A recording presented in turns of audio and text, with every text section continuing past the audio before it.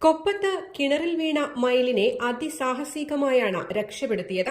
ഞായറാഴ്ച വൈകിട്ടാണ് പപ്പടപ്പടിയിൽ താമസിക്കുന്ന കുറുവാൻതൊടി വിനോദിന്റെ കിണറിൽ പൂർണ്ണ വളർച്ചയിലെത്തിയ മയിൽ ചാടിയത്. അടുക്കളയിലെ കിണറായതിനാൽ വീട്ടുകാർ വെള്ളമെടുക്കാൻ വന്നപ്പോഴാണ് മയിൽ വീണ കാഴ്ച കാണുന്നത്. കിണറിൽ മയിൽ വീണത് ഇവരുടെ ശ്രദ്ധയിൽപ്പെട്ട ഉടനെ തന്നെ പരിസ്ഥിതി പ്രവർത്തകൻ കൈപ്പുറം അബ്ബാസിനെ വിവരമറിയിക്കുകയായിരുന്നു. ഇതോടെ കിണറിൽ വീണ മയിലിനെ കൈപ്പുറം അബ്ബാസ് എത്തി കിണറിൽ ഇറങ്ങിയാണ് കരയിലേക്ക് എത്തിച്ചത്.